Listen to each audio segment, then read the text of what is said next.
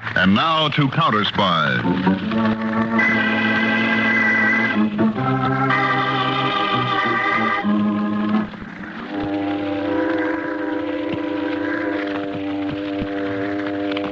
Fog on the waterfront. Just the right kind of a night for it, huh, Carl? Look, Etcher, I'll wait for you in the car. You handle Steve Morris alone. There's nobody else here on the wharf. Nothing doing, pal. Konsolewski said you're in on this with me and you stay in. Hey, he's coming out in the dark now. You got the bottle? Yeah. Hello, Etcher. I got your message to meet you. What's up? Don't move, Steve. What's the idea of the gun? Steve Konsolewski don't like competition. Competition? Especially from one of his own passes. I don't know what you're talking about, Etcher. The Count found out about you setting up shop for yourself on 12th Street to print phony traveler's checks. Look, Etcher, I can explain. I swear That's to you, why Carl's got that bottle of engraving acid in his hand. Etcher. The Count's orders is to get rid of you the best way. Etcher, don't. And acid is the best way I know how. No. Okay, go ahead. Give it to him.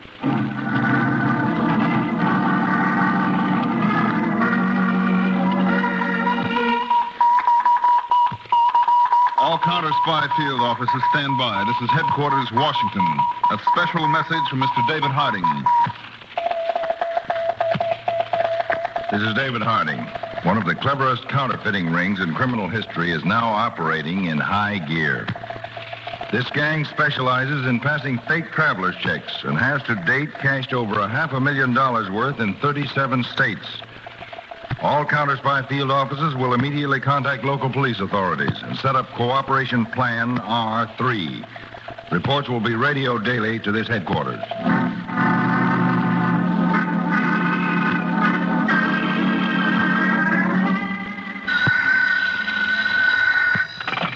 Hello? Hilda? This is Carl. Okay to talk? Yes, Carl. What about Konsolewski? He's down in the basement of the house with Etcher. They're in the print shop. Carl, I've been waiting for your call for hours. I was afraid you'd run out on me. Well, me run out on you, Hilda? Listen, you and I are going to cash in on those printing plates together, just like I promised. You have the plates with you, Carl? I got them where they're nice and safe. How'd the Count take it when he found the plates were gone? Thought he could get away with throwing me crumbs. I showed him, didn't I, baby? Carl, when do I meet you and where? I'm up in White Plains, Hilda. Remember that spot outside town where we parked on our first date? Uh-huh. I'll be waiting for you there. I'll start right away, Carl. From here on, honey, it's just you and me. And a nice fat $1,000,000 thanks to the Count's plates. See you. Well, Hilda? It's all arranged, Konsolewski. He's waiting for me up at White Plains. And the plates? He says he has them in a safe place. Hilda performed excellently, don't you think, Etcher? Sure. She's a regular Catherine Hepburn. Carl, I feel like such a... Well, Carl isn't a bad sort. What's the idea of slapping me? To remind you, my dear Hilda, just what a bad sort Carl is. A low, despicable thief. Slimy double-crosser. Makes one lose faith in human nature. 3 months my best engraving work went into those plates for the new traveler's checks. Real masterpiece. And even more important than Etcher's professional pride is the tremendous financial setback. My passers throughout the country are awaiting the shipment of new checks. In the meantime, my press in the basement stands idle. $1 million business held to a standstill. And you have the temerity to say Carl is not a bad sort. Really, Hilda, I'm ashamed of you. Etcher, bring the car around. He'll go keep Hilda's date with Carl.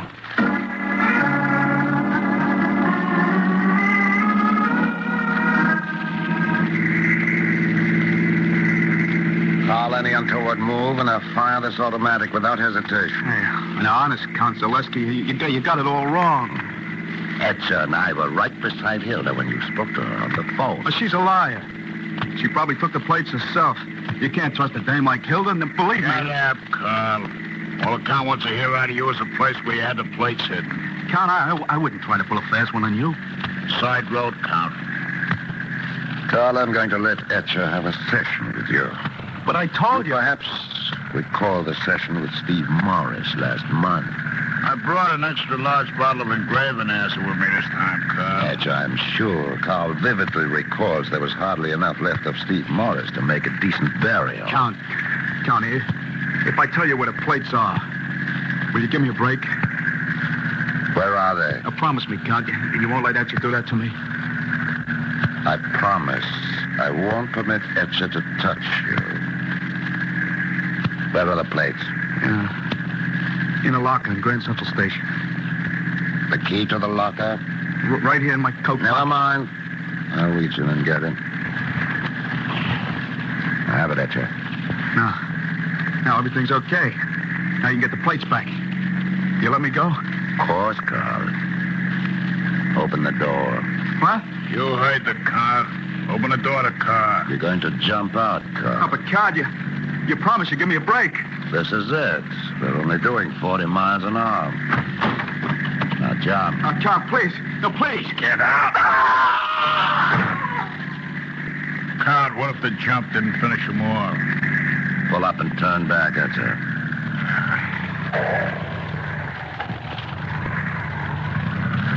Well, if he's alive and someone picks him up, he'll talk, Count. You should let me give him the acid treatment. We're doing this the way I planned it. Okay, Count. You're the Hey, look up ahead, Carl. Yeah. Trying to crawl off the road. Took a smart fall. Hey, he sees us coming. Step on it. More speed. He's crawling fast, eh? More speed. More. Now, Etcher, get him.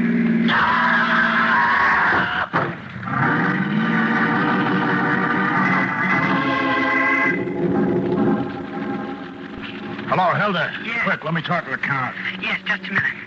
Count Zaleski, it's Etcher.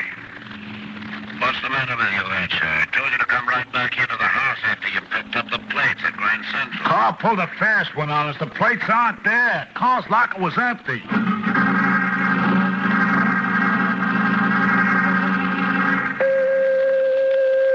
Harding, Washington, calling Peters at Baltimore field office. Peters, Baltimore field office. Go ahead, Chief. I'm leaving my office now to get the 5 o'clock train for New York. You board the train at Baltimore and meet me, car 4, compartment C. What's up, Mr. Harding? We've a surprise break in the traveler check fraud, Peters. I'll fill you in on the details on the way to New York.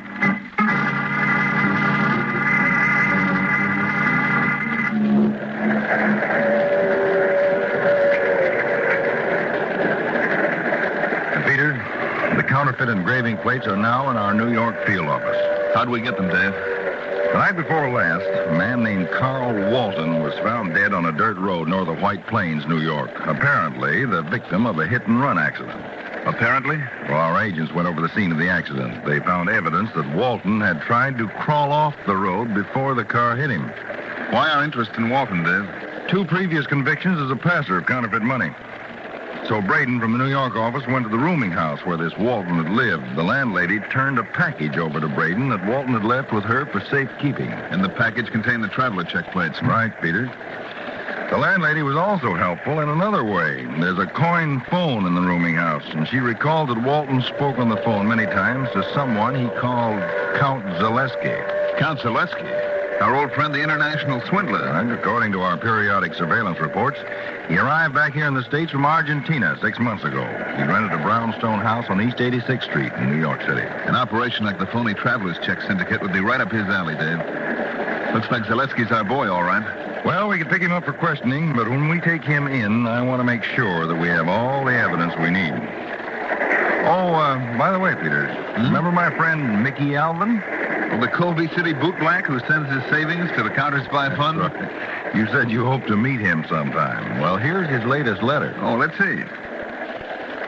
Dear Mr. David Harding, I'm very glad you put my money in the fund, and it makes me feel like I am part of your wonderful bunch of fellows, even if it's only $2.62 worth. Quite a boy, huh?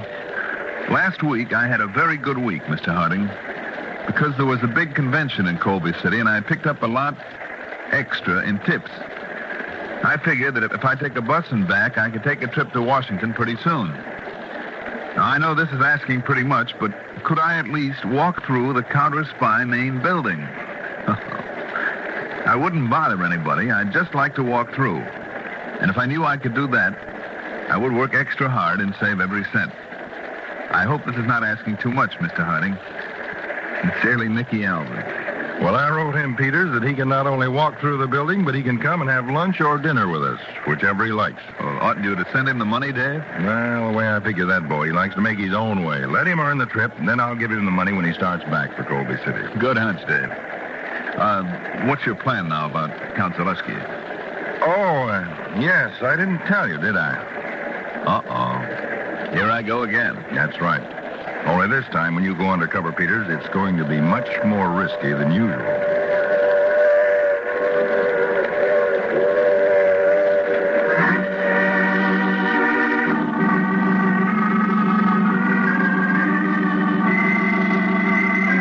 Hilda, I told you to stay away from that window. But Count Zaleski, I just wanted to see if that man was still watching this house from across the street. Of course he is. He may be from the police. Well, let's soon find out. Etcher, Yeah, Don Zaleski. come on upstairs. Well, Carl, you told me to stay down here in the basement. Keep working on the new plates. I got a more important job for you at the moment. And, Etcher, bring your gun with you.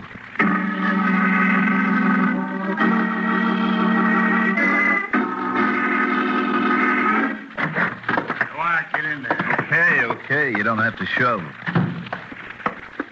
There he is, Count Zaleski. Why were you standing across the street watching this house? Oh, me? You answer a question with an answer, not a question. You wouldn't be so free with that mid of yours if you didn't have a rod in the other one. Count Zaleski, he doesn't sound as if he's from the police. Keep out of this, Hilda. Well, are you prepared to answer my question now? We're standing over there waiting for an invitation to come in. Who are you? You mean in New York? Etcher. All right. Don't take me long to catch on. My name's Vince Powell. I used to be tied up with the Tyler crowd in Mason City.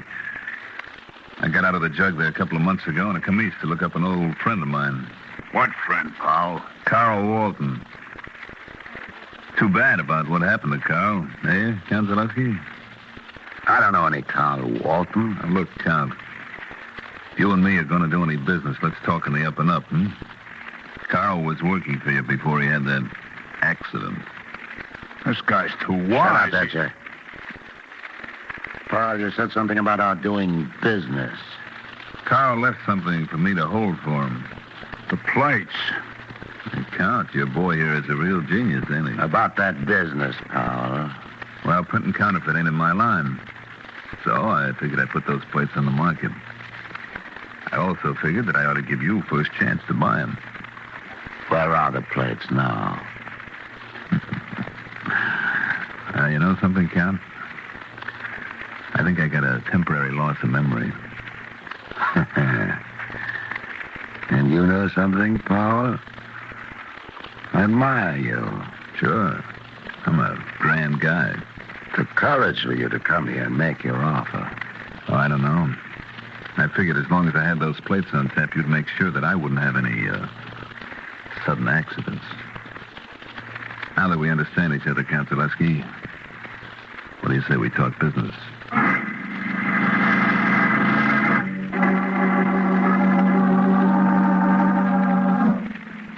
Peters to Harding. Peters to Harding. Harding. Go ahead, Peters. I just got back to my room, Dave. Zaleski's stooge, Etcher, tailed me here. He's outside in the hall now. Sure he can't hear you, Peters? I set up a two-way radio in the closet. How'd you make out with Zaleski? He did all right, Dave. I set up a deal to set him back the plates one at a time, the way you lined it out. All right, Peters. Only be careful. Dave, there might be a shortcut to some of the evidence through Zaleski's secretary, Hilda Krakow. Oh? Yes, she was giving me the eye all the time I was there. Maybe I can make Hilda Krakow really go for Vince Powell.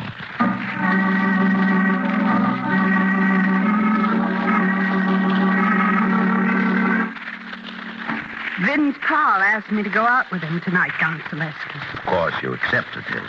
Look, Count, I'm not telling you how to run your business, but I don't trust Paul. How do we know who he is? That's what I intend to find out, Etcher. Who he really is.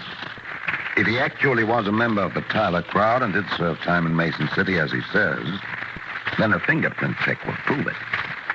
I can get a routine check through a politician friend of mine in Mason City. Police won't know anything about it. Oh, I get you, Count. You're going to use Hilda to get a set of Powell's prints, huh? Hilda. Use the compact trick. Make sure it's open when you drop it so the powder spills out. For his own sake, Vince Powell had better be everything he says he is.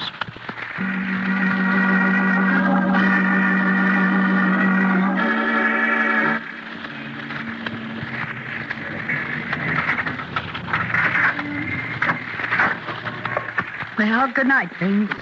Good night, Hilda. Aren't you going to ask me in for a nightcap?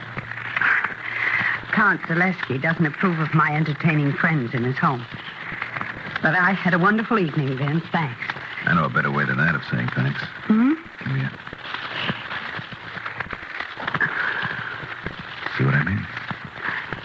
Yes, I do. My compact had slipped right out of my hand. Shows what a kiss can do sometimes. There's powder spilled all over. No use crying over spilled powder. Vince, aren't you going to pick up my compact?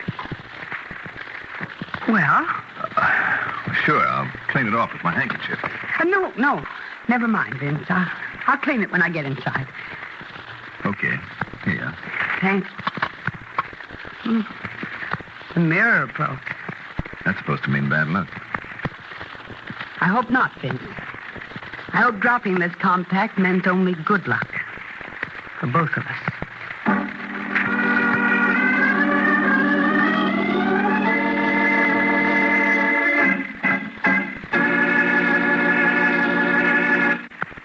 Now, back to Counterspy.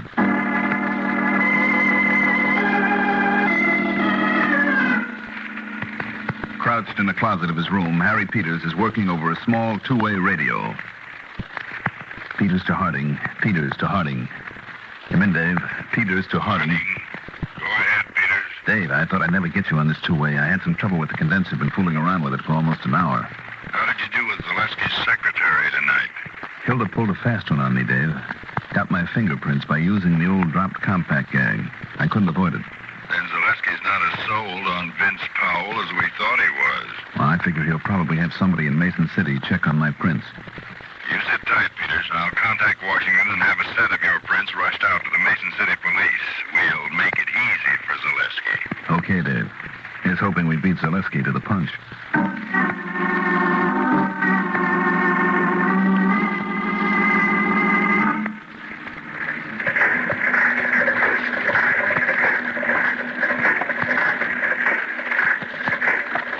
Zaleski, here's a sample of a first round of traveler's checks with a new front plate. Excellent counterfeiting, Etcher. Don't want that press stopped until the run is completed. Then you'll set it up for the run on back plate. Too bad we haven't got that back plate right now, Con. We'll have it by tomorrow night when Vince Powell makes his second and final delivery. Signal. Someone's coming down the stairs to the basement. Wait, I'll look out through the transparent mirror. Matilda, unbolt the door, Agent. Right. Come on, Hilda.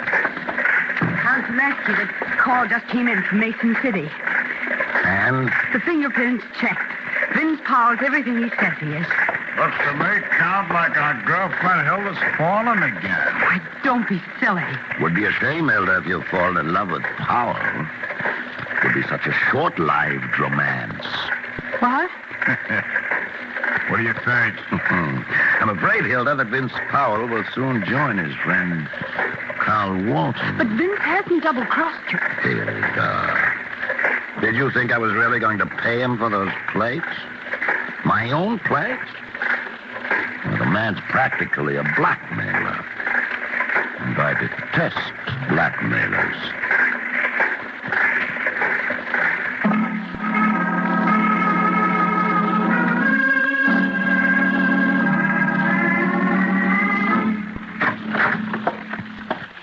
I'm so glad I found you in your room. What's the matter, Hilda? I can only stay a minute. Look, don't deliver that back plate to the Count tomorrow night. But I've got a deal. He's going to kill you. What? Just as soon as you turn that back plate over to him, he's going to have Etcher kill you. Vince, I don't want that to happen to you.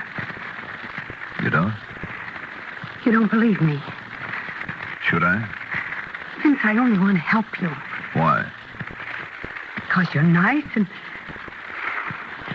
I like you very much.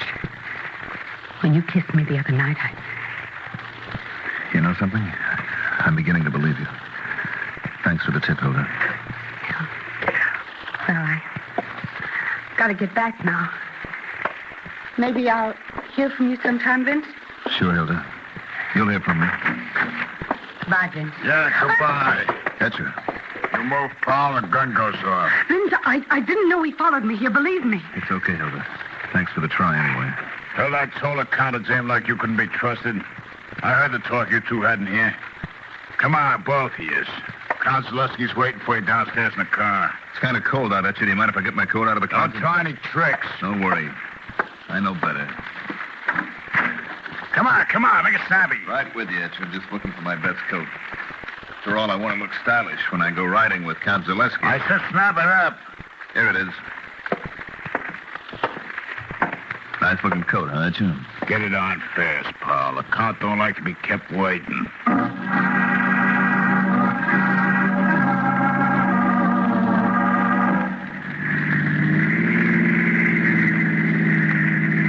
Etcher, there's a turn off the main highway up ahead. Take it. With pleasure, Count Zaleski. Hilda Butt here with me's got the shakes, Count. Hilda recalls what happened to Carl Walton. Don't you, Hilda? Count Zaleski, please don't do that to me. You don't have to worry about being thrown from the car, Hilda. I've got something special planned for you when we get through with Powell. You know, Count, I thought you were a smart operator. Why should you doubt it now, Powell? Because getting rid of me isn't going to get you what you want. Here's a turn-off, Count. Uh-huh.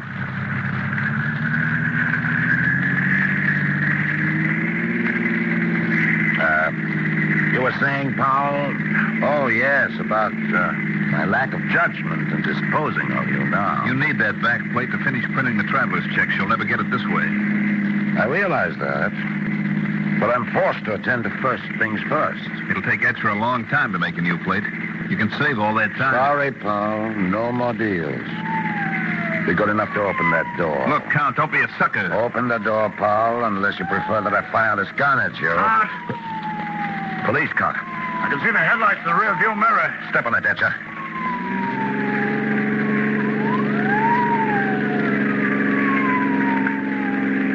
They're gaining on us. Faster. Faster. I can't get any more out of it, Count. They'll be up to us in a minute. All right, slow down to a stop. Let them come. Are you crazy? Come to a stop, I said. All they can do is give us a ticket for speeding. Brother, are you in for a surprise? Paul, Hilda, if either of you so much as opens your mouth, I shoot. Remember, you two, not a word. Braden, you and Carpenter come to the other side of the car, all right? All right, everybody out. What's the meaning of this? You're under arrest by the United States government. Keep him covered, Braden. Got him, Mr. Harding. Harding? See what I meant, Count Zaleski? I had a couple of bad minutes back there, Mr. Harding, before I heard the patrol car siren. Sorry we took so long, Peters. We wanted to avoid shooting on the main highway. What is this? This, Zaleski, is my assistant, Counterspy Agent Harry Peters. And it's also the wind-up for you and your gang, Zaleski. By the way, Etcher, thanks for giving me the chance to get my coat out of that closet. When I went in there, I switched on a radio transmitter, and my conversation with you tipped off Mr. Harding as to what was going on. Chief, I want to talk to you about Hilda Krakow, about putting in a clemency plea for her when they come to trial. Braden, you and Carpenter take care of this bunch. Will do, Mr. Harding. Come on, Peters. We'll talk about that clemency plea on the way back to town.